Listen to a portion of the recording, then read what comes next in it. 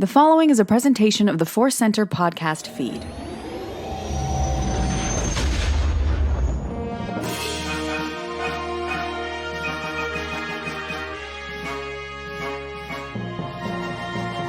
From the center of the galaxy, this is the ForceCenter podcast feed, and this show is Q's of the Force. That Q stands for questions. I said that really triumphantly, like somebody is pushing back against questions, and the Q is like, no, I will stand up for questions. We've got some great ones. Excited to talk about them. I'm Joseph Scrimshaw. You had some old-timey stage gravitas in that. Questions, almost with a twirling mustache, but on the light side. Yeah, a light side mustache. How are you, Ken?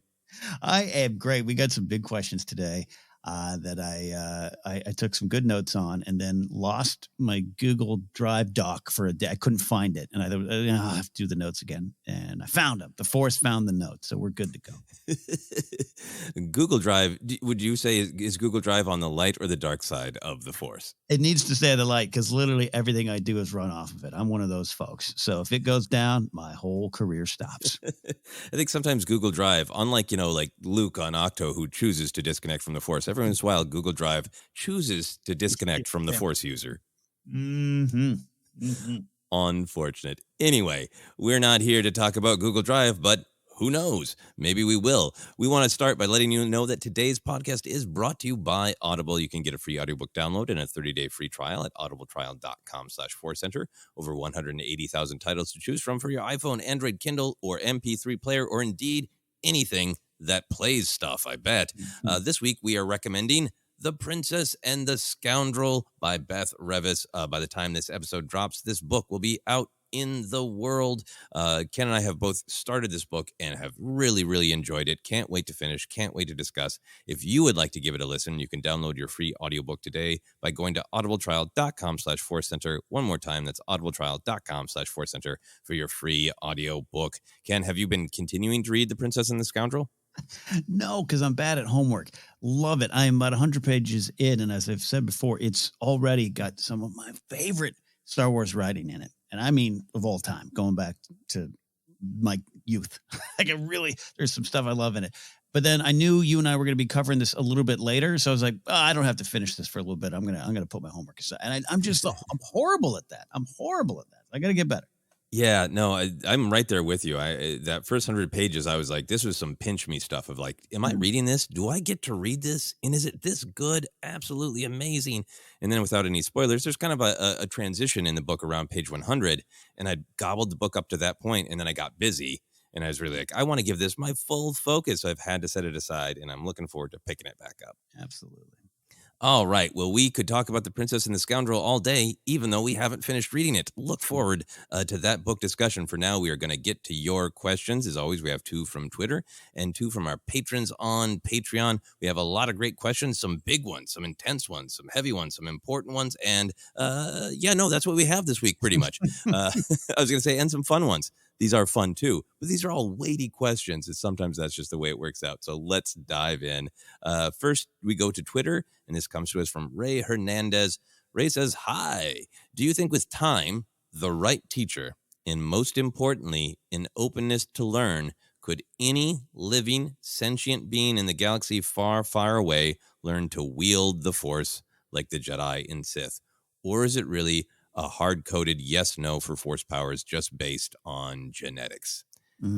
This is a complex question, I think. And we have gotten other questions in the long ago past and recently as well. I think this is such a complex question. I think kind of a sensitive one, because I think it dives into what is Star Wars about? What does Star Wars mean? What is being communicated? What do we kind of take from the story into our own lives? So as we dive in, I want to acknowledge how complex it is. And I definitely want to give a big caveat that I will be giving my thoughts, and that's all they are, my thoughts. I don't think my answer is definitive. These are my thoughts because I know this is one that people feel really strongly about, and it can become really personal.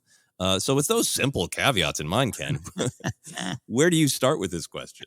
I am spitting straight facts here. All right, I'll counter that. And I'm actually quoting George, and his word is always golden, unless he changes his own words depending on the time or, decades, which you find it. Yeah, this is big, and it's big overall because, the idea that I love the idea we all should have this chance, right?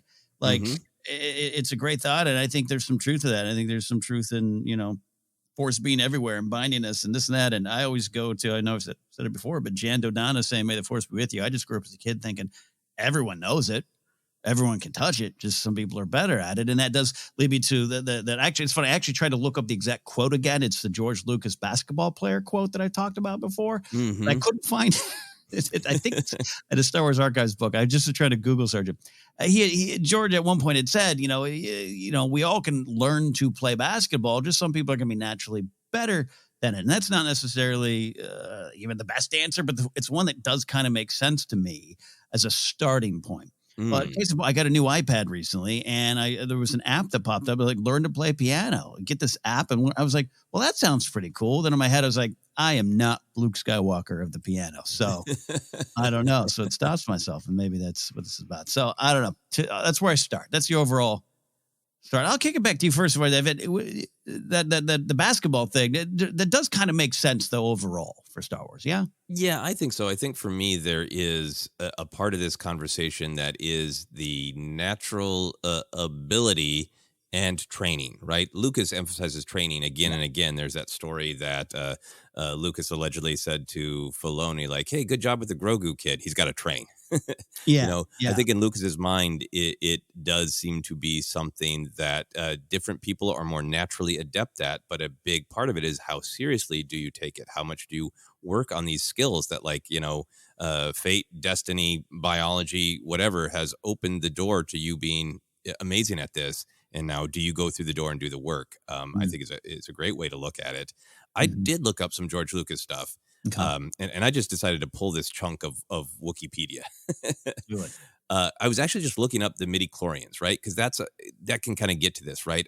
Yeah. Are the midi-chlorians, like Ray is asking in their question, are the midi-chlorians just like, it is a blood sample thing. You can sample it, you can count the midi-chlorians, and based on how many you have, that's how adept you are at using the Force. And Anakin breaks the record with over 20,000, and Han Solo has a half of one midi-chlorian, and that's it. Conversation over, right? Yeah. Are the midi-chlorians hard science dictating ability, or are they the character's attempt to kind of quantify the spiritual so it can be better understood and discussed? All that. That's what I was curious in. But then I found all this Lucas stuff. Yeah. So it starts with a quote, and this is the Wikipedia article on midi-chlorians. It is said that certain creatures are born with a higher awareness of the Force than humans. Their brains are different. They have more midi-chlorians in their cells. That is a note that it says was retroactively added by George Lucas to guidelines for the expanded universe. So that's something that Lucas said at one point, and that's just the quote to start off this section. Here's kind of a summary of the things that Lucas has said over the years. Again, reading straight from Wikipedia, and you can look at the sources yourself and decide whether you trust the veracity of Wikipedia. Lucasfilm maintains that midi-chlorians were first conceived by George Lucas as early as 1977. However, there is no evidence of this before the publication of The Making of Star Wars in 2007. The book's author, Jonathan W. Rinsler, said that Lucas added the passage about the midi-chlorians in the run-up to the book's publication. Lucas incorporated the explanation of midi-chlorians into the film as part of Anakin Skywalker's journey towards understanding the Force.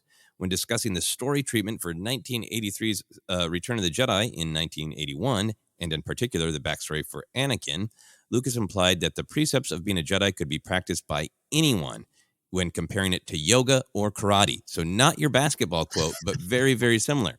Then it goes on to say, as recorded in Star Wars, The Making of Episode 1, The Phantom Menace, the midi-chlorians were incorporated into the film story in the second screenplay draft, finished around 1995.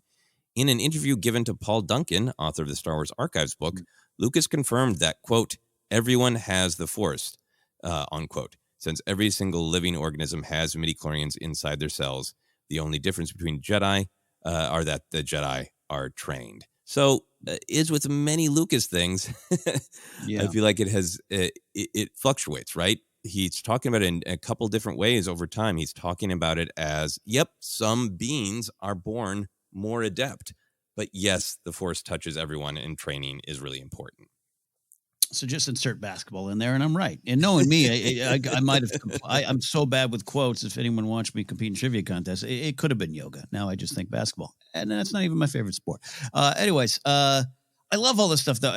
Sorry, I don't want to cut you off if you want to follow more on the Lucas stuff there. That's just no. I wanted to kind of put that out there that Lucas has like some direct quotes, like telling Paul Duncan everyone has the Force, but then Lucas obviously has some direct quotes and some storytelling that does make it seem that like your connection to the Force is at least partially biological. At least your the potential that you might have is at least biological. So I feel like there is a little, not even contradiction, but a lot of possibility in the quotes that he's given. I love that word possibility, and looking at Ray's question and what they've written us here, this idea of wielding, like I put in quotes, wielding the Force, that sometimes makes me think of, we will make the video game, press an X and you do a Force power. And I'm not necessarily saying Ray was intending it just for that, but I started there. So because of that, I think it's truly possible based on like what George is saying. Like, yeah, it's there. It's all around us. It binds us, and you all have it. You're all aware. You might be aware of it. Maybe you're Lor Santeca, who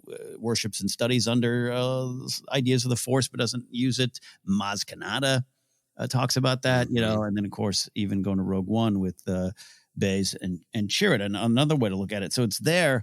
And then it got to be taken just like beyond, clearly there's those with maybe more natural affinity for it, but to get there on any level, you have to just be open and learn about not just it, but about yourself, right? So much of what the lessons I think I see in certain, particularly Clone Wars, the Yoda one comes up, right? Even Yoda going, I've done this before. Yoda, I had to learn a little something about my hubris, my dark side. I had to face that. So I love this idea that perhaps as these types of students learn more about themselves, then they can learn more about how to use the Force and not just sense it. And can they bring down a Star Destroyer? Probably not. But hopefully no one needs to use that. But it is truly about that. Even Luke, look what the last act of his life, Kylo Ren saying, Rey, you could, the act would kill you. So there's things to continue to learn, right? You're always going to be learning. You're always going to be moving and growing with the Force. Qui-Gon being the first to kind of go, there's another way to, even after death. So you're always learning, but it begins with what you know about yourself. So if you can start from that point, maybe the rest won't not fall into place, but you'll start to, I don't know, learn things here and there.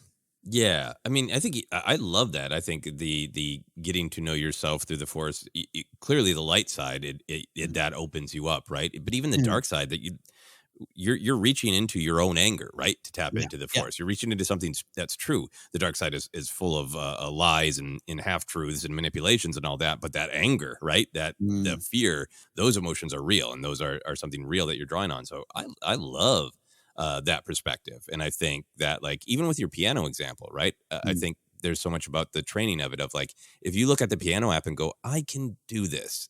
I might not be the best, but I can do this. Then you might do well. If you look at it and be like, I can't do this. Well, there's your answer. Yeah. If you were to sit down and try to teach me drums, you might say the same thing, but it might be about what I'm not allowing myself to be open to. Yeah. I think I definitely wanted to lay out the Lucas stuff. I definitely wanted to get your thoughts, but I think for me, what makes this a fascinating conversation, a topic, and what I think makes it kind of personal for fans is that I feel like the morality and the philosophy of Star Wars, that everyone matters, that we are all connected, that the Force runs through all things, that it is inside everyone, between everything. That philosophy, that mood, that energy makes me feel like, well, yes, of course everybody could use the Force. Yeah, of course, if Han was able to get past his grump and his doubt and his cynicism, maybe he wouldn't be throwing rocks. Yeah, but maybe he could just flick the switch of of the Millennium Falcon. Or maybe he could be like, I can't control it, but I feel it now. Now I know that instinct in my gut sometimes is the larger galaxy speaking to me. I feel like the philosophy of Star Wars makes me want to go, yes. But when I look at the actual text, the storytelling from the films, the books, the comics, for me, the evidence is that some beings are, yes, more connected to the Force than others, that they are born with natural potential. And like you said, then we have characters like Maz Kanata or Chirrut Emwe who can feel it and maybe touch it just a little bit. Or like in the Catalyst novel, Lyra Urso kind of describes herself as just like force aware. I cannot control it at all, but I can feel the shifts in moods and energy, and I'm aware of it almost like in aura across the galaxy. Then we have people who are intensely connected, like Yoda and the Skywalkers, and in the High Republic, we even learn that some Jedi are like, I can kind of fly, or Imri, like I have this specific gift. I can affect people's emotions, but there's this other stuff I can't do. I think there's lots of evidence in the text that some beings are, no matter how much they trained, they would not ever reach the level of a Jedi. Yeah. How do you feel about that? Just like we looked at Lucas quotes, we talked about the philosophy, but then there's actually just analyzing what's on screen, the storytelling. Yeah, I'm trying to find why I like the why of what you're saying and try to explain it. I think there's a tendency, especially we saw this, to be a little more direct about it. We saw this coming out of Last Jedi with Rey, a hero from nowhere who plugs in a larger story. And then a lot of people did butt up against some of the stuff that goes on with 9 about, well, I guess she is tied into a bigger family and everything. And I understood that. On the flip side, you had Finn, whose story and journey in the Force is, to this point, a little cut short because we don't have more yet. And maybe it emerged a little bit later, but I think it was always there. So I think I get all the sides of it, but what I love the use of kind of what you're talking about is this great purpose. Learning to play piano is one thing, but also just you are connected to the greater part of the galaxy. You have a position, you have call it a power, call it a privilege, and how do you use it? How do you answer its call? How do you fight its call? And how does it apply to your own journey? And it's a big, giant fantasy way. It is the sword and the stone. It is all those kind of things and the Campbell of it all and blah, blah, blah. But it's really personal. That's why I think for an entire generation, we always talk, Luke staring out of the twin suns was, I got to get out of Modesto too, man. And I got to find my purpose. And no matter what you do, be the best ditch digger in the world, like that old, do that and do it the best you can. That's still a skill, a position, a power, a privilege. And what do you do with that? And I think that might tie into it. Why I personally don't mind that maybe in the galaxy, there's just some people who don't get to touch the Force. That's not if you just focus on that might not be a wonderful message. Maybe, I can see it. Someone going, that's a problem. Because like you're saying, Star Wars is for everyone. Star Wars is about everyone mattering. The power of Jar Jar, even this character. So I think it all exists because I just think there's great purpose. That's why I'm trying to come to the why. The why of you are destined or have a choice. Destiny's given you these choices to be great. And what do you do with that greatness? And how does that greatness in Star Wars get pulled out and applied to our own lives? I'm not a Jedi Knight. I can sometimes talking to Mike's okay, but what do I do with that? You know what I mean? No, I mean, we come very much to the same place at the end of the day. Like, I do get people, the symbolic power of somebody who is not connected to the larger story, the way it appeared that was Rey's story in The Last Jedi, and having that be important to them, and then realizing, it is still a story of this great power being passed through genetics, strange genetics when it comes to the Palpatine side of the family. I do get those concerns. And like we're talking about on the news show, the Skywalker saga is kind of a dynastic story. It's about the Skywalkers and the Palpatines. But in story, for me, it's also like, there wasn't a line called the Kenobis that just happened to this guy from Stewjon, this guy from nowhere, right? And Mace and Vernestra and everybody you could go through, every Jedi, I think if you spend time a little bit more with the broader storytelling, it's like, the Skywalkers aren't, they're the exception to the rule. They're not the rule. They're the exception. So I think that's one of the reasons that it doesn't bother me as much, because I think even if the Force doesn't touch it does touch every single being, but if it doesn't allow them to access the abilities as much, it's still the overall story of Star Wars is still somebody in the galaxy is just born and they have this connection, and it's not always dynastic. Yeah, and I think you mentioned this this last time out with the news episode. We brought it up this week, but Luke takes that shot, but he needs Han, the scrum rat from Corellia to be there. Otherwise, it doesn't happen. Yeah, and I think I got myself a little sidetracked. I want to go back to the great why Yeah. that you were saying. I think the reason for me that I am okay with, yep, some people are born with this really great, strong connection to the Force. Some people have a mild one. Some people, can maybe kind of feel it, but they're never going to be throwing rocks.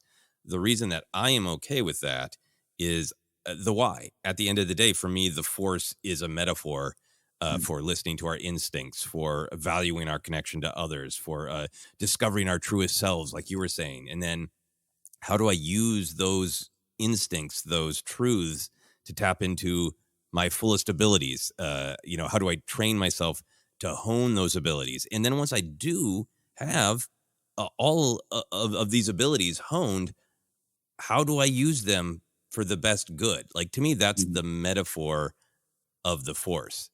And I think when I think about it that way, the Force is kind of a metaphor for a gift. And I think it doesn't bother me that people have different gifts, because I think we all do in real life, right? I think Han and Luke are both heroes, right? Rey and Rose Tico are both heroes. Rose just made this choice to get involved and used his gifts and skills that she had, to contribute to the fight. What defines the characters in Star Wars is sometimes their abilities, but often it is the choice of how to use the skills, regardless of what skills they have.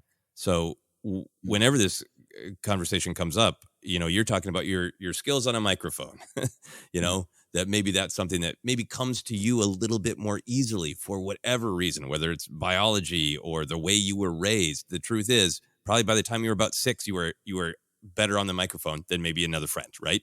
And then you trained and honed that. And I think for me, I see that in a positive way of we all have different skills, and asking ourselves, what are our Jedi skills in real life, and how can they make your own life better? How can they make the communities you're a part of better? How do you benefit from the people around you having different skills than you do? Right. And when I look at it that way, I'm like, there's no problem that Han can't throw a rock. He has different skills than Luke. He has different skills than Leia, and he chooses to use them for good. And that is ultimately, to me, a beautiful picture, not a picture where Han is losing out on something.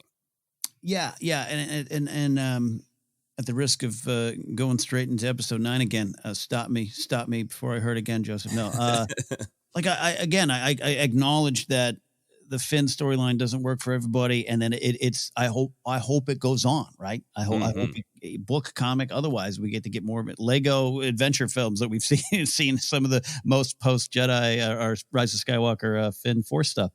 I love what it ends up representing, this feeling that pushes you to do something, and you don't immediately know what to do with it. In fact, he runs away several times until a connection with one person leads to a connection with a bigger cause and more people. And then he's the one trying to hold everyone together. And it all begins on this feeling, and we attach it to the Force. And he hasn't pulled out his own lightsaber yet and wielded and this and that. And I believe one day Finn will become a new Jedi Knight.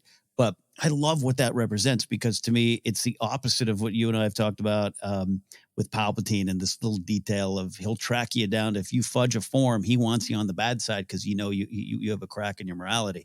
It's the opposite of that. And that's why I think it's still, maybe I'm too far off the path of Ray's question here. This is a wonderful question of you can learn to wield it. You can learn skills, but it all begins with that feeling. And that feeling in Star Wars is attached to this, call it a greater good, but whatever you want to use that and apply to your own life, morality, spirit, whatever, God, doesn't matter to me. But it's those choices you make every day, the big questions in Star Wars. So that's why, truly, once again, everyone's journey has value to me in Star Wars. Mm-hmm. Yeah, no, I really, really agree with that. And I think Ray's question is great, and it can be looked at as a question of just like, how do you interpret the storytelling of Star Wars? Or, like Ray says, just Ray, the question asker, is it hard-coded, yes or no, for Force powers, just based on genetics? And I think it's really important to talk about it as a analysis, interpretation of the storytelling text of Star Wars.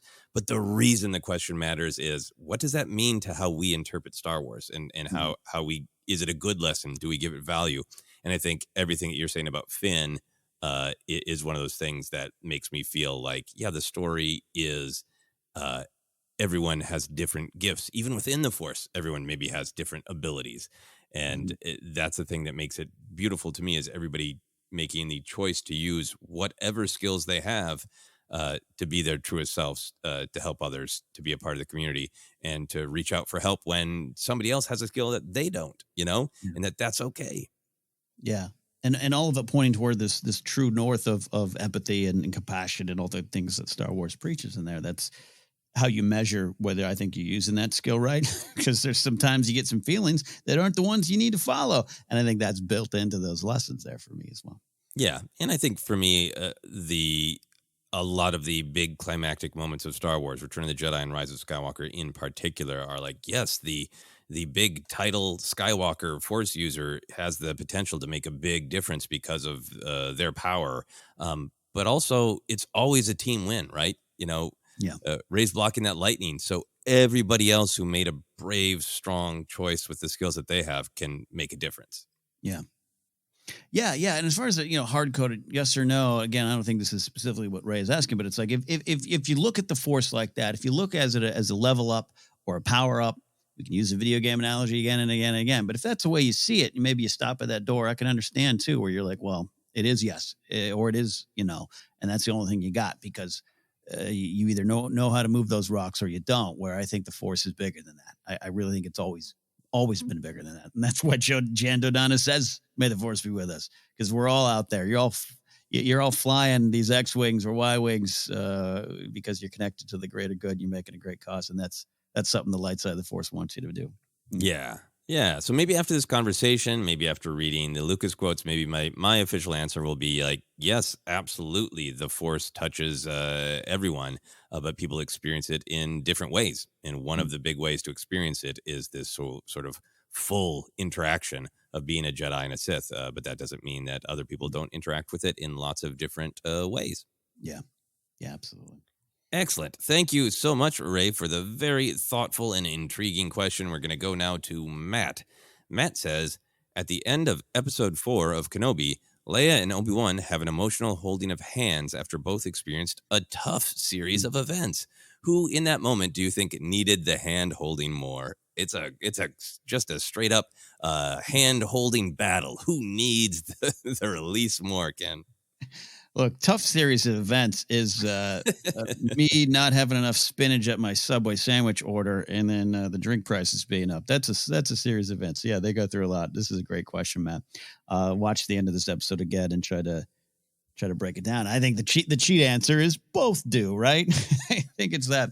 But I tried to almost again go to my sports loving side. I almost went to the late great John Madden on a telestrator screen. I was like, boom, let me stop you here, and let me break down the play. I think Leia feels the need for comfort herself. I think that's what's going on. She's just been through this horrific thing and been rescued, which is kind of crazy. A lot of not a normal day for old Leia. And I think the whole scene to me I interpret as starting.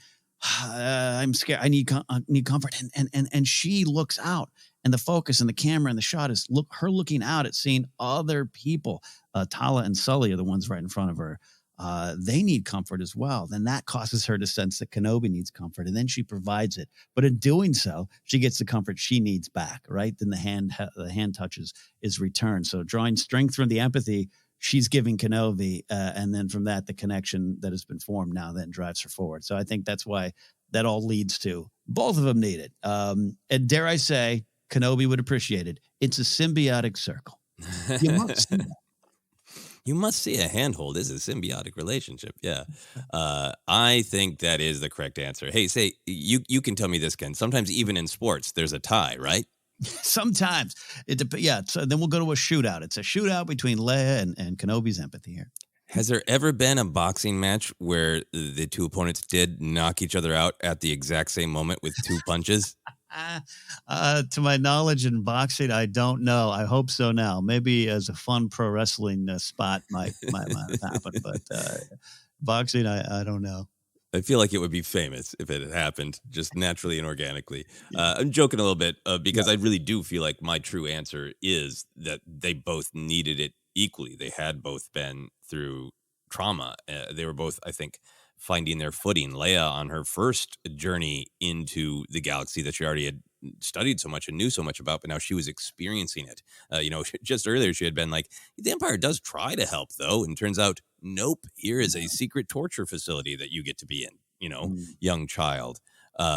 Here's the trauma that all these other families are going through. Obi-Wan taking his first step out in a long time, discovering that Anakin is still alive and absolutely hates him, and the absolute fear, the deep, deep fear of failing Leia, I think they're both in trauma, and they both are people who naturally value the strength that comes from connection, right? Yeah. I think what is powerful about the scene is what you were saying, Ken. Leia has the intuition and the courage to initiate it, right? Mm-hmm. It is a young leader moment for Leia. She is looking around and she is seeing what everybody is going through.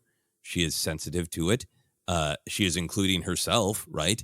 And then trying to give the team what they need, but in particular, Kenobi, right? To see that he's in so much pain and to reach out is both her saying, I see you're in pain, but her also saying, and it would help me if you held my hand. I also just think there's a dynamic where Obi-Wan comes to her rescue, on Dayu. They have their conflict, right? Where she's not sure whether to trust him.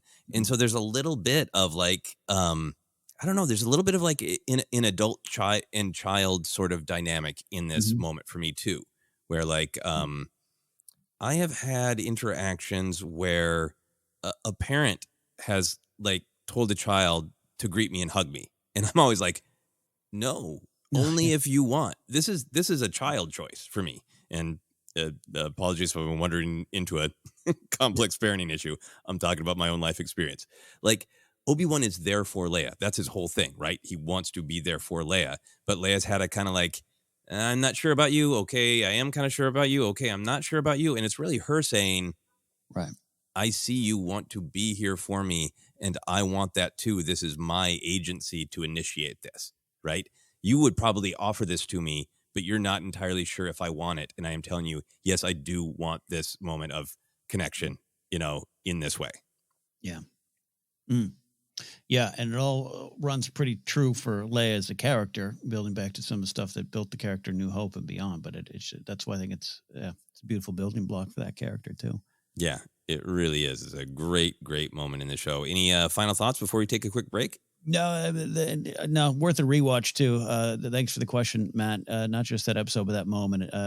I'm joking about breaking it down like sports footage, but yeah, it's just very clear. It's a lot of what's being communicated, right? Is her face looking out and seeing who else needs help, and that's such a Leia thing, and I love it. Yeah, Leia saves the day with a nice, kind handhold. Very, very awesome. We are going to take a quick break, and then we'll be back with 2 more questions from our patrons on Patreon. Back in a moment.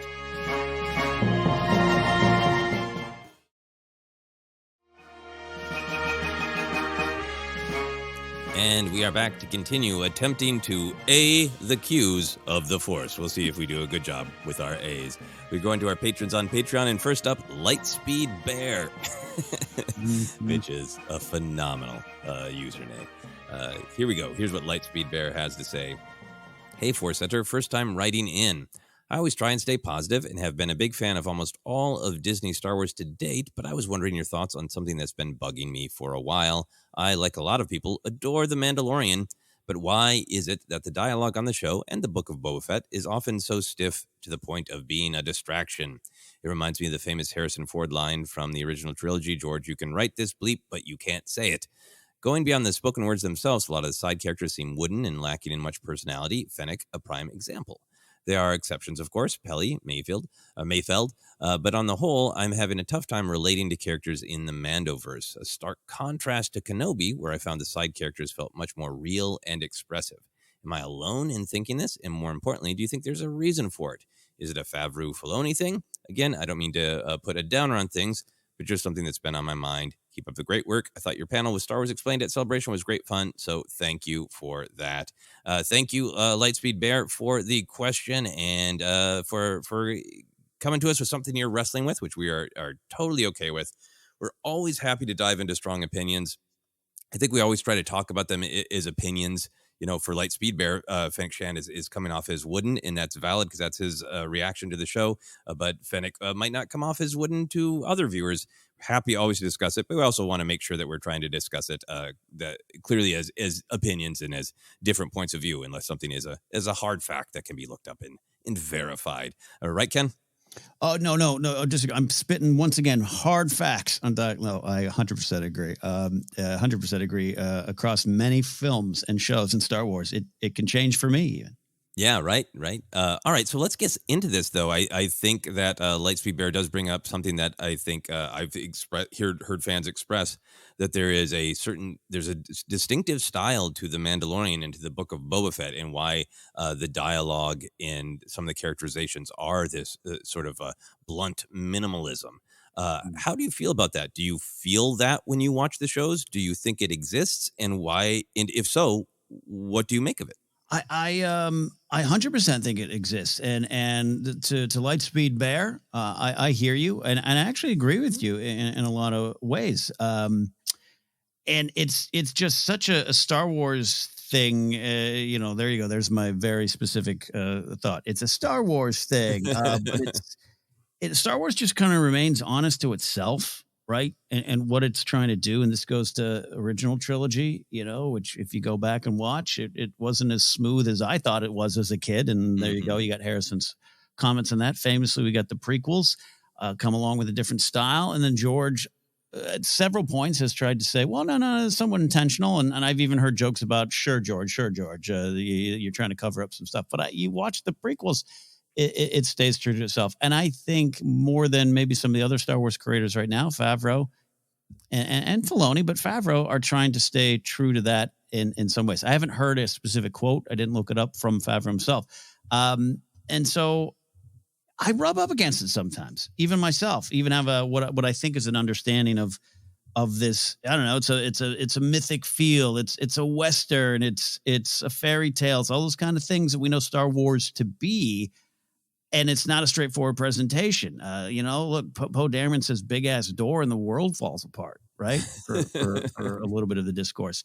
I think did through the ages, whether it's the 70s, which again, we're coming out of, everyone always said French Connection, Chinatown. You got that kind of gritty realism. And then comes, Star Wars with, no disco soundtrack. We got an orchestra. Like it stays true to what it wants to do. Then in the prequel era, different style of movie. This is the Tarantino era. This is the Kevin Smith era. I was in film school during that time. That's all we talked about. And that's all the dialogue you wanted to write. And then you've got Phantom Menace comes along and it ain't that. It ain't that. and now you got this. And I think even sometimes 7, 8, and 9 have those moments, maybe even 7, where I wanted it to be, I just wanted it to be a little different, little more looser, but it isn't that. I think Solo and Rogue One sometimes fall in different spots. And I'm rambling at this point, but Andor, I think, is going to be completely different in a gear shift, but I still think it's going to be Star Wars. And I think that's where it starts for me. We can keep talking about it. It is a choice. And I think it's their part of it. Part of it is honoring the style and presentation of what came before. So therefore I can dig it. I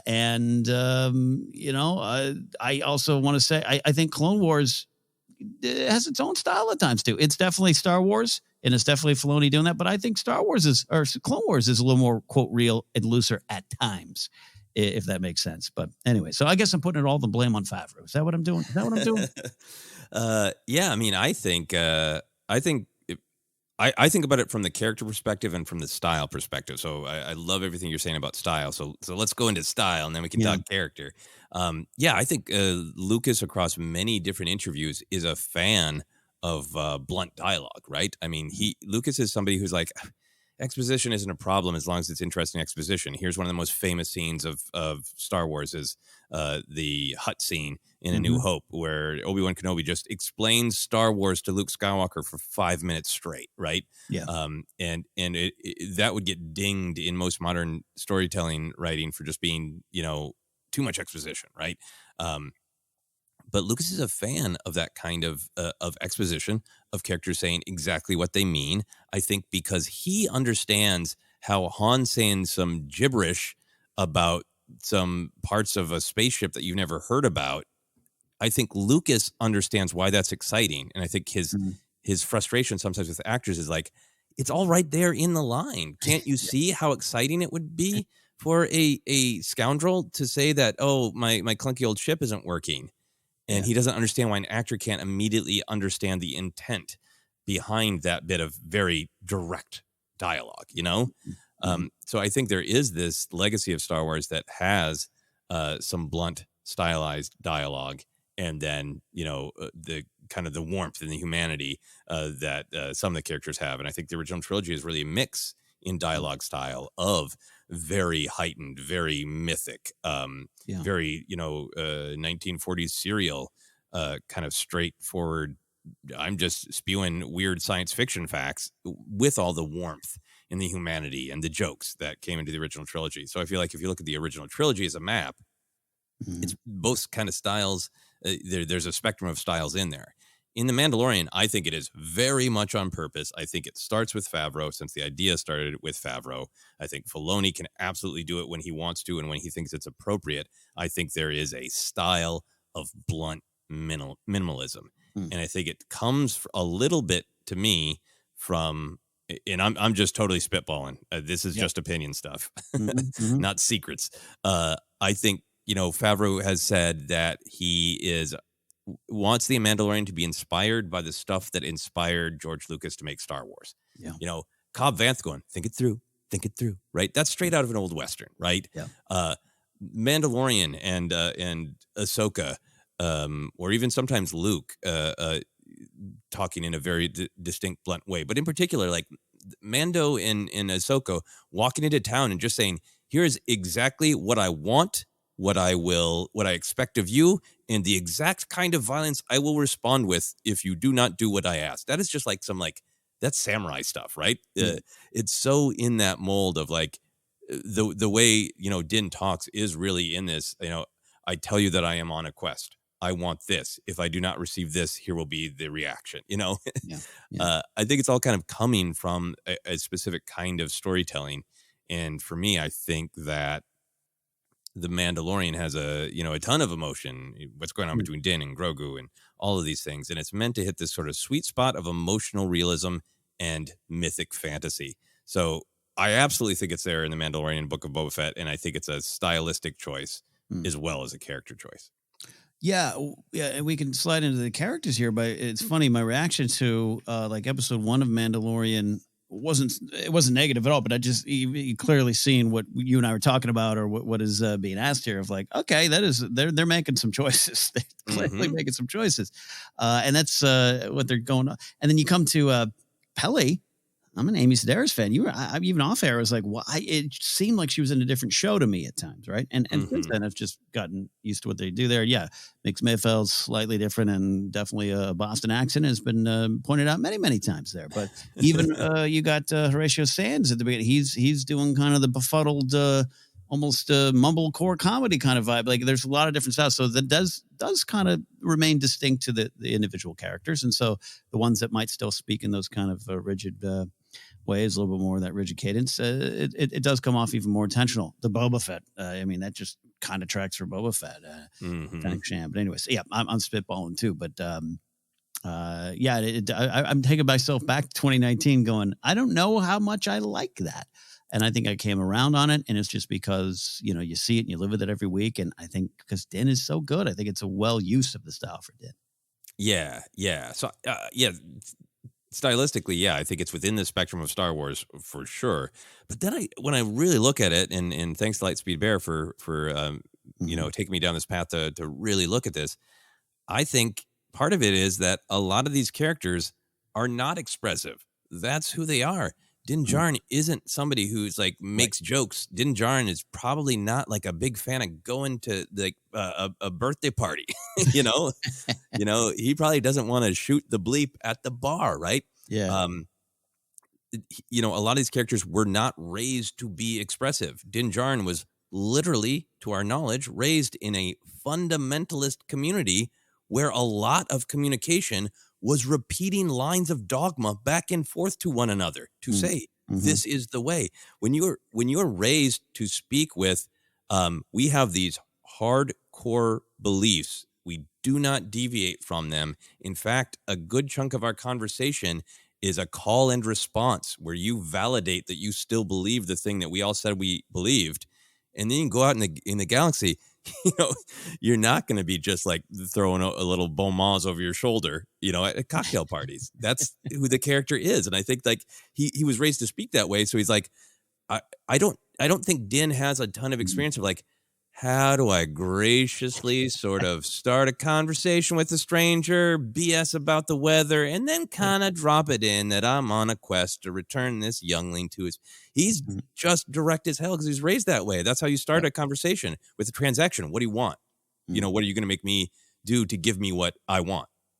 I think it's a great way to look at it. It's also me trying to explain to my mom that emails don't need to begin with the dear son, or a text message. Like it's different now.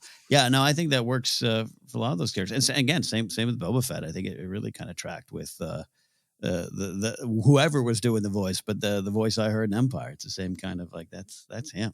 Yeah, no, absolutely. I think Boba was raised tight-lipped by a tight-lipped dad, right? You don't need to say much. Everybody knows what you think. Don't worry. Your actions speak louder than words. Show people who you are. Don't talk about it. Just do what you need to do, right? For me, I think Fennec really works for me because I think she is also someone who I feel like her history, her culture, her life experiences lead her to be somebody who speaks softly, seldom talks, means exactly what she says when she says it, and it kind of speaks softly and carry several long blasters and knives that you speak with. And I think for Fennec, for me, she communicates a lot more with her eyes and her body language, right? And in it particularly in Book of Boba Fett, when her and Boba have made this bond, they have had this very sort of rigid, all right, I pledge myself to you. All right, I'm not sure about this new direction you're trying, but I pledge to support you, so I will follow you on this pledge.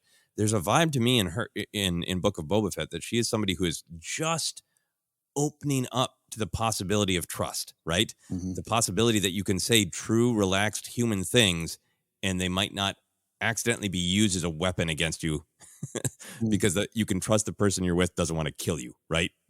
Yeah. That to me is Fennec's vibe. Yeah, no, I agree with that. As you're talking, I'm trying to take myself back to that Bad Batch episode, and was there any a strong connection there? Not just there's a lot about the character that's obviously the same. I'm not talking about that, but just see how it lines up, and I think it does, and I think it tracks for these kind of characters. I think going to the overall, going back a little bit to that for me, and to Lightspeed Bear's question again, this is all very intentional, and it's all very true to itself. And not the styles of the time. And you make Marvel it's modern day New York, and we're all going to have shawarma and fight, and we're going to talk like we do. Like that's just what they have done. And I don't know if that's true. The comics, 75 plus almost 80 years of history, comics or whatever the number will be. I'm sure the style has changed of dialogue in comics over the years to the time, where Star Wars is going to remain true to itself again. So yeah. In a way, I think that's a great example of like, there is this, this wide variety in pulps. Like the revolution of the Marvel comics when they came out is that the characters led real true lives. So you did have Spider-Man joking about, the music he was listening to, or, making a pop culture joke. I have an issue of the Avengers from the 80s where they go on Dave Letterman's show. Like that's that connection to grounded and real has always been part of Marvel, but you still have characters like Dr. Doom, who only refers to himself in the third person pretty much, and just says, here's what Doom needs, here's what Doom will get. And you do have lengthy, just sort of science fiction gobbledygook. You kind of have all of that stuff in pulp, and I feel like it's all represented in different amounts in Star Wars. Yeah, it's fascinating. It rears its head in other spots. I'm a big Lord of the Rings, Game of Thrones fan, and they have their own styles. I don't mean to take any shots across the bow, but Grace, my fiance had Witcher on the other day, and I didn't like. I literally was like, I don't like a lot of the dialogue presentation of this. It sounds too modern. It sounds too much like now versus whatever this is supposed to be. And that's nothing about the quality of the show. I didn't watch it. She loved it. And I'm a big fan of Henry Cavill. So please, no one come at me. No one come at me. I remember I'm sitting there making food in the kitchen. I'm like, I don't like the way it doesn't sync up for me. Again, that's a very personal thing. So anyways, it's a fascinating look of how to write these big modern fantasy myths, you know? Yeah, absolutely. I just want to acknowledge one other thing here that Lightspeed Bear brought up is that there are the different characters. So I think the overall tone of Mandalorian Book of Boba Fett, the Mando-verse, is a little bit more blunt minimalism, because I think most of our lead characters are communicating with one another that way. But then the characters in the Mando-verse who are a little bit more human and flowing, like Peli and Mayfield and Grief Karga, it's loud and gregarious. I think that's because it's who they are, right? They all use a flood of words to get what they want, right? Or to charm, right? Peli is usually trying to hoodwink people into buying her wares, and Mayfeld's poking everybody, right? He wants to just kind of hit you with a barrage of words to get out, what's your deal? Make you question yourself and defend yourself. Grief Karga's like, he's a business guy. He's practically selling printing the way he's like, Mando, they all hate you. You landed the big contract, like the characters. I guess for me, the point of all that is it makes it feel like this is a stylistic choice, because some characters speak like this, other characters don't. And at the end of the day, it's what makes me enjoy it, because it feels very purposeful. And I also understand if somebody's like, we're spending a lot of time with tight-lipped people, and the overall presentation leaves me a little cold, because I want that warmth. I want Han and Leia bickering and bantering, and I got Boba Fett and Fennec kind of choosing one or two words as they quietly eat dinner together. I get that stylistic difference might not be for everyone. Yeah, no. Look, even in season 2, Bo-Katan shows up, and Grace again too was like, "Why is she talking like that?" She asked me, and I had to do that. Well, it's her animated character, and Katie's doing that version of, So, and she ended up, likes the character. It's not something that's going to hold you up, but yeah, again, it's I get it. I get it too. There's a pacing energy sometimes that's a little different in these shows. And I initially wasn't expecting that, going back to kind of the initial parts of the conversation. So that's why I rubbed up against it a little bit. But I think at the end of the day, I really like what those shows do. But I'm excited to see what Andor's going to do. At the time of this recording, I haven't seen the episodes. I don't know. But give every indication it's going to be similar to Rogue One, which had its own kind of distinct style. But, Saw speaks the way Saw speaks, for sure. Oh, yeah. The cadence Saw chooses to speak. Yeah, I'm very excited for Andor to see if it's a, grounded, gritty people who know each other well, who kind of hold nothing back, that kind of thing, will be really, really intriguing to me to see all of these different styles of dialogue. So thank you very much for the question, Lightspeed Bear. Shall we move on to our final question, Ken? Let's do it. All right, this comes to us from Stephen Campbell. Stephen says, "Hey, ForceCenter, thanks as always for the incredible content, keeping a wandering." Oh, you know what? I wrote down the wrong name. I'm going to read the question, and then I will have the correct name. Here we go. "Hey, ForceCenter, thanks as always for the incredible content, keeping a wandering writer, wrestler, well-fed with Star Wars thoughts and goodness during these difficult times. At the risk of getting too deep in real, what do you think about the role that Star Wars plays, has played, will continue to play, as acting as a light shining on the world we live in today? Obviously, we know the original trilogy in many ways was George's response and feelings in regards to Nixon, Watergate, Vietnam, plus the prequels had some interesting parallels to Reaganism, Bushisms, etc. Obviously, art's job is to imitate life, to show us sides of ourselves in reflections of characters and scenarios and more. Of course, this leads to awesome discourse within society where people take umbrage, seeing themselves cast as villains when they believe themselves to have heroic leanings. Seeing deep-seated beliefs thrown up as things to be cautious of in the galaxy far, far away, and more. So basically, the simple question is, what role should Star Wars take in shining a light on the world that surrounds us, binds us together? Is there a role? Should Star Wars stick to pew-pews and simple storytelling, or should it remain a parable for our times? To Joseph, Ken, Jennifer, and the rest of the ForceCenter family, may the Force be with you. Ken, what is your beginning salvo? How do you begin to answer that question? How do we begin? I'll say this, and I say it often. Star Wars needs to show us what is possible. and what could be. And that's always my starting point. It does that by sometimes digging in pretty specifically or with still a specific wide brush. I think, George, it's fascinating. There's a book out now called The History and Politics of Star Wars. This is from Chris Kempshaw. And I want to shout out the Star Wars 7x7 podcast. Alex Voivod over there was listening to, Adam. I think he said Alex. Adam. Oh gosh, now I totally blanked on his name, and I apologize because I listened. Star Wars 7x7 podcast. Alan Voivod. Fascinating stuff from the author, Chris Kempshaw, who's a historian, and looking up George quotes and even some Filoni quotes and saying, it's so funny. A lot of times they say, we're not doing anything specific, and it's tough to believe them. It's really tough to believe them. So fascinating starting point for me. And I'll kick it back to you before we dive any details there. Yeah, and this question comes to us, of course, from Adam Knight, writer, wrestler, a well-fed Star Wars fan. Adam has a lot of great questions for us. Pulling back the curtain, I apologize. Sometimes I'm putting these things together fast when I'm getting ready to go to a convention, and I fail to switch out the name from last week to properly attribute. So apologies, Adam, and thank you so much for this great question. Diving in here, I think Star Wars storytelling will always be inspired by our times. I think most storytelling is, even if you don't realize it, even if you're just trying to make something for fun, you're still responding to whatever culture you're telling it in. Even if you're trying to tell like the safest, cutest joke, there'll still be some element of our cultural agreement in our cultural knowledge in those jokes, right? The sound a cow makes could be, the joke that what sound does a cow make, and then going bah like a goat. One could argue that is cultural, depending on what animals you're aware of and what noise your culture assigns to the animal, right? Yeah.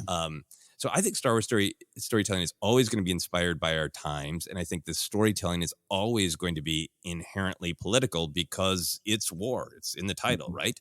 It's different factions with different philosophies. Even if you aren't dealing with a huge, big war, even something like Mandalorian that's taking place in a time where there isn't a large galactic conflict, right? It's still different communities in different cultures with different points of view, right? A big part of what's going on is Mando realizing that he doesn't even have the full picture of what his culture is, that there's more points of view on what it is to be a Mandalorian than he was aware of.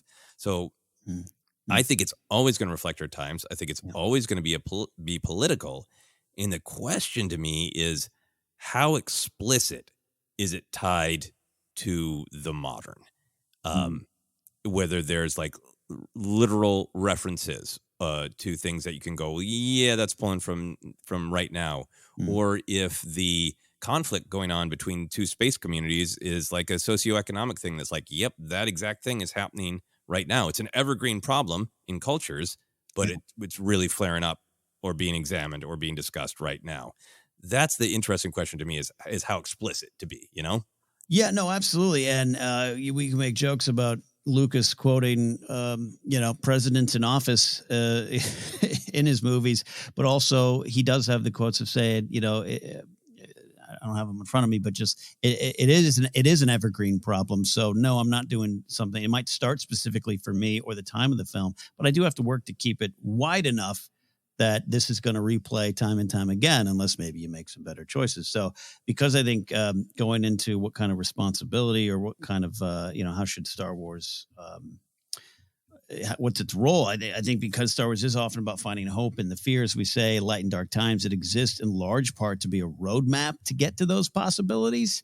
So no matter what the road is, going to the evergreen kind of side of it there. So yeah, sometimes if you're really listening, you might find that you're not on the road you thought you were, at least from Star Wars point of view. And not everything is always a one-to-one comparison and situation in life. I get that. But I think Star Wars needs to keep that in mind, that even though it's of its time, it has this bigger purpose of a roadmap to hope. And how you get there is made with a lot of wonderful or tough choices. Yeah. Roadmap to Hope is great. I wanted to pull up the specific Revenge of the Sith direct paraphrasing of the sitting U.S. president at the time. And this was kind of a great example of what we're talking about. Like all of the sort of ideas that Star Wars might reflect in the real world are things that have been going on for a long time. Yeah. I found a Wikipedia article, and the Wikipedia article is about the sentiment, the belief, the political statement, if you're not with me, you're against me.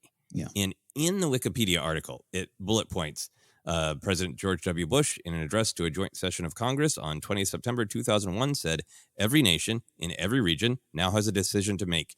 Either you are with us or you are with the terrorists." And then in, of course, episode 3, Revenge of the Sith, Anakin Skywalker tells Obi-Wan Kenobi that if you are not with me, then you are my enemy. 2001 to, being made in 2003, 2004, released in 2005. When I was sitting in the theater, that moment was both about what is the overall philosophical idea? What are you saying when you're saying, if you're not with me, you're against me? And also I was like, wow, Darth Vader just quoted the sitting president. So it affected me in that moment in both, it is explicit, it is contemporary, but it's also offering me to think about who wields that kind of philosophy and what do they want when they wield it, and are they right to wield it that way? Yeah, the big why behind it, right? The big why. Yeah, absolutely. Yeah. So I'm just kind of fascinated with that, of like the, I think there are plenty of people who watch Revenge of the Sith and that maybe doesn't resonate with them because it hadn't been a political discussion in the real world it was at that time, that exact phrase or variations thereof. In that question of like, it's political because it's about, the phrase, if you're not with me, you're against me, is a political phrase, right? Yeah. And that question of, does Star Wars storytelling serve itself by making more explicit connections to the contemporary or keeping it a little bit more evergreen? Yeah, I think it's Star Wars uniquely plays to a lot of interests, right? There's a lot of playing, whether those interests are playing with toys, playing army. That was mine. I always talk about how, I love the Rebellion versus the Empire more than maybe some of the Jedi stuff. That comes from, I was given a toy gun and put out into the field and go play army with your friends, right? That's how I was raised. So there was that. And then you might like the elaborate costumes. You like the cool designs for armor and ships. You might want to become a scientist because of Star Wars. But you might also be someone that's drawn to the swashbuckling adventures and fast cars like George. It's all of it. All of it matters. And no matter what brought you in and keeps you there, you can find it there. So Star Wars has to play on that. But then I just go to the roots. Meaning, when I say play on that, meaning, a lot of people come to this table for a lot of different reasons. But the genesis of Star Wars was, we always talk about it, but it is both George wanting to do Flash Gordon, but not getting the rights. All right, I'll do my own. But at the same time, was going to follow up American Graffiti with Apocalypse Now. He and Kurtz, American Graffiti comes out of Coppola telling George, don't lose this money with go write a comedy.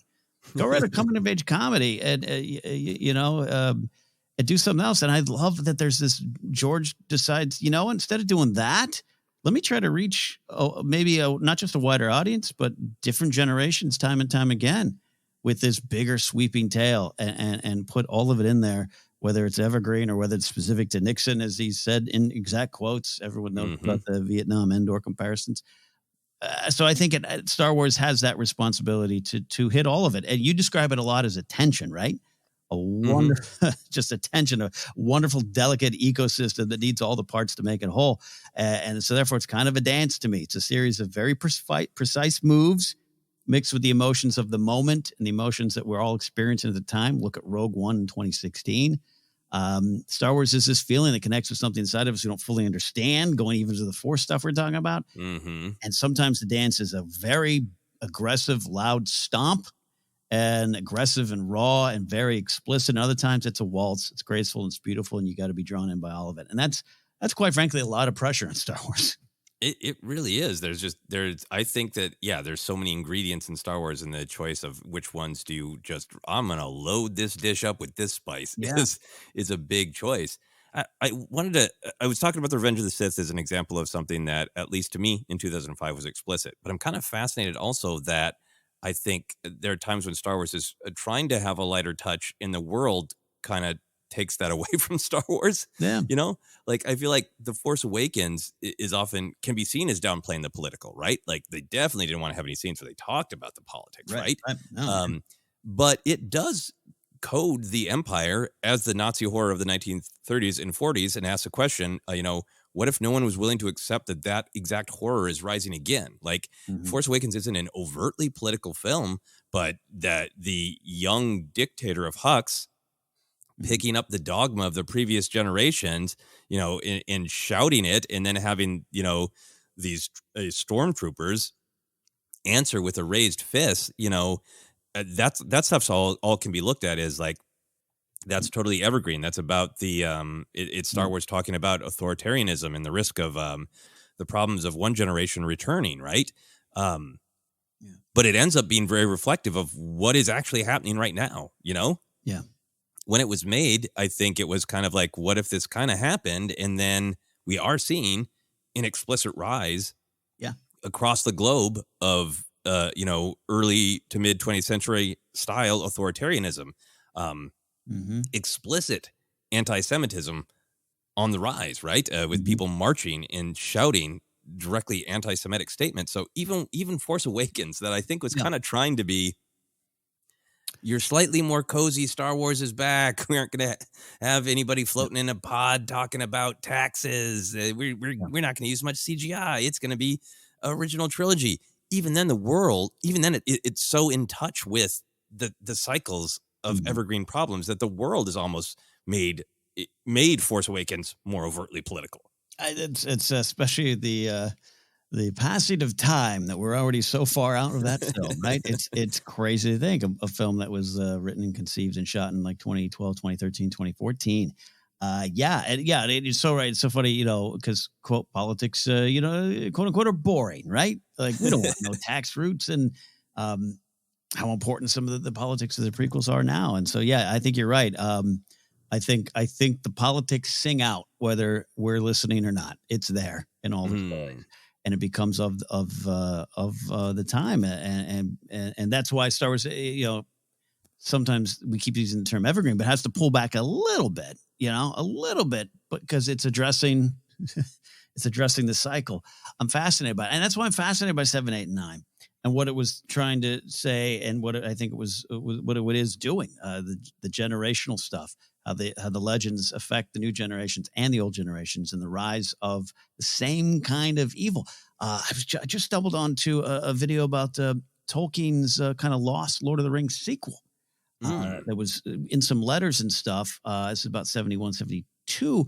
And it was 100 years after, and it was the return, not necessarily of Sauron, but it was the return of the same kind of evil. And there's the character trying to figure out, is this feel? I was there. My father was a Citadel guard. This feels like the evil of old, and I need to find out. So he goes and meets a character. I'm starting getting into specifics, and he goes, "Oh yes, this is the same evil, but it's not necessarily Sauron returning. It's the same cycle of evil." And Tolkien doesn't write it, 1, because he says that's kind of a bummer, and 2, he dies. Which is also a bummer. And again, that's very general. Tolkien lore heads, please be nice, because I've run against some of you here lately. It's a little rough. But I was listening to this video, and this person that made a video then took a swipe at the prequel or at the sequels in this Lord of the Rings video. And I was just like, hey, now, it's important, because if Tolkien at least realized if evil left unchecked will either remain or return.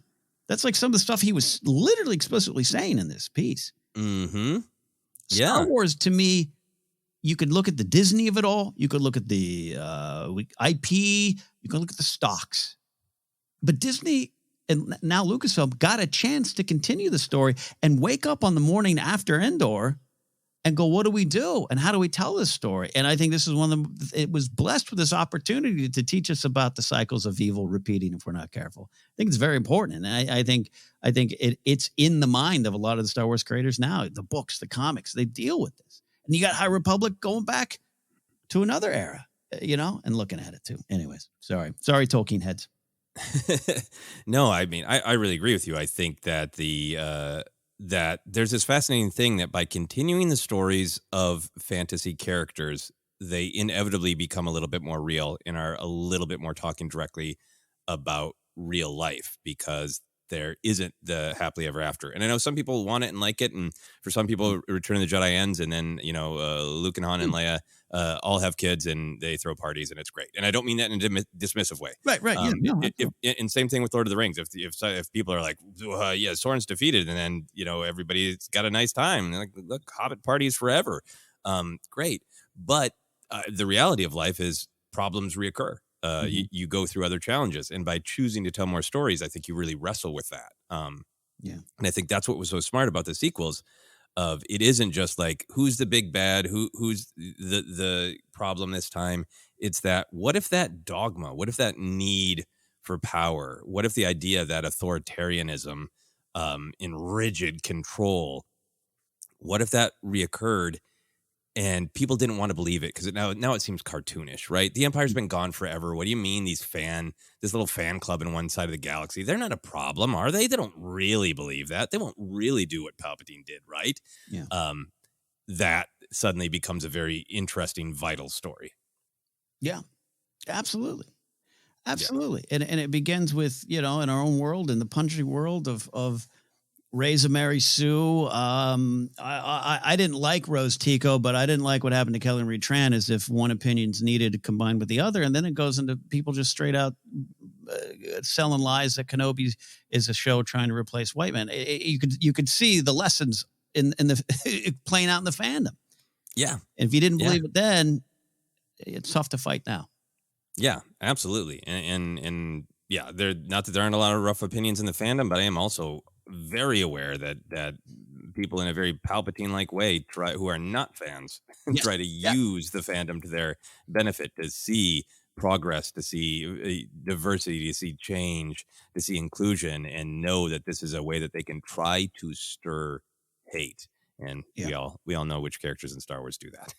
Yeah, we do. Yeah. Sorry if I got too real. It's just it's all factors into it. It all factors into it. I think Star Wars needs to do. Yeah. I mean, I think by the fact that we're taking a long time to answer this question is in a way in answer of like I love Star Wars for the pulp adventure. I love it for the escapism. I love after a hard day to just play some Star Wars Lego and have some fun, silly time in this fantastic, bizarre world. I think it can be escapism. But to me, that's about I'm choosing to engage with it that way. I don't think that it is escapism, to come back to ultimately answering Adam's question. I think it can absolutely be used and enjoyed as escapism, and there's nothing wrong with that. But I think baked into it is that Lucas from the beginning meant it to be didactic. It is a text that is meant to teach. It is weird to use this about something as entertaining as Star Wars, but I think Star Wars is edutainment. Well, you and I would not be talking about this 7 years in with Jennifer if it didn't have great continued value for our life, teach us more about ourselves. I've grown so much in the last couple years, and a lot of it comes from our discussions on Star Wars. I've grown and changed, which is hard for some folks. And it's so funny because a lot of those folks who aren't hanging with me anymore are still the ones who are like, but why do they have to be the first? Were they stormtroopers? And I'll say this, I don't think Star Wars ever was just escapism. I don't think it ever was. And it just got taken by that for a long time, as with a lot of other properties, including Lord of the Rings, including Star Trek and all that stuff. I think if you watch THX 1138 and go, wow, and see that a lot of the ideas of the Empire are there, and that Lucas clearly has a passion to say, he really is aware of rigid authoritarianism, right? And then decides to, I'm going to pass on some of those same concerns and some ideas about how to respond to that with family, with empathy, with bravery, with hope, and I'm gonna put it in this package that's fun to watch, so people will see it, because THX 1138 is a great film. That's a mega bummer. And cold and distant, because that's what's being shown as like authoritarianism is going to make everything cold and distant, but it's potentially a cold and distant film. So Lucas comes along and says, I want to still deal with these same ideas, but I want to put them in a warm, fun package. And Star Wars will forever be in this tension between how fun it is and how much it is meant to convey deep ideas. Look, not to get specifics, but it's like I got some jokes in my set right now that I have to pull back and remember. I got to make people laugh as well, you know. And I look at THX 1138 and then to American Graffiti based on this wonderful challenge of Coppola, because there's still some coming of age, powerful themes in that one. And then put it all together to go, how can I read? Not that George was like, I want to have a multi-billion-dollar empire. Ironic use of that term, of course, but like George wasn't doing that. But I do really agree. He was like, well, that's not going to get a lot of people who listening that I want to hear this. So I got to find a different way. And what about the things that influenced me, the serials of my day? Yeah. Makes sense. Yeah, exactly. I think that you did a good job of answering Adam's question, and then we talked about a lot of other things. So I'll try to come to a conclusion for myself to directly answer Adam's question about, should it remain a parable for our time? I think that the ideas of Star Wars are evergreen, and sometimes they're going to end up being explicitly related to things that are going on right now, or a new Star Wars story could even be written as an explicit, metaphor or parable about something that's going on right now. I think the big thing to me is each project should decide what is the most effective way of getting our message across. Mm-hmm. If we embrace Star Wars, that it is meant to convey messages about how to be the best person in the world, how to handle certain problems, what kind of threats to look out for in the world. If you're trying to get any of that kind of message across, with Obi-Wan Kenobi, how to get past your failure and step toward the future, all those things, whatever the message is, I think the question should always be, what is the best way for the story to get it across so people truly see it and feel it, and it has a chance of making a difference in their lives. That's the biggest thing to me, is how do we tell the story so people feel the themes, that not just they can write them down, in an essay, but they feel them in their souls to the point that it makes a difference in their lives. Absolutely. All they have to do is dance. All they have to do is dance. As always, Ken can take complex ideas and make a phenomenal t-shirt idea. Star Wars. All you got to do is dance. Well said. All right. Sir. Well said. Thank you, Adam, for the great question. Well said to you as well. We're going to wrap up with, I guess, maybe our agenda on ForceCenter, which is to encourage positivity, to encourage the happiness and hope and great meaning that can come from Star Wars, which we do with our Power of the Light Side segment. We ask patrons to send in something that has been joyful in Star Wars to them. So we're going to share this entry in Power of the Light Side from Tim Langle. Tim says, as a parent, I love sharing my interests with my children. I love to see their eyes roll as I embarrass them with my unabashed joy and love for silly things. But what I have loved the most is seeing them latch onto their own silly loves and interests and sharing them with me. For years and years, I was the only Star Wars fan in our home while my wife and sons shared a love of Lego and puzzles and Pokemon, and I love sharing in those with them. Over the last 2 years, however, my oldest son and then my youngest son began latching onto Star Wars on their own. It started with blips and then Forces of Destiny, and then the sheer explosion of joy when they discovered the Lego Star Wars Freemakers and Specials. I probably would not have watched any of these on my own, but now that my children wanted to share them with me, it's difficult to not love them all. There are so many pathways and nooks and spaces in Star Wars for people to find their own kind of joy. It truly is the best. That is great. Ken, do you have any thoughts on the journey of children into Star Wars?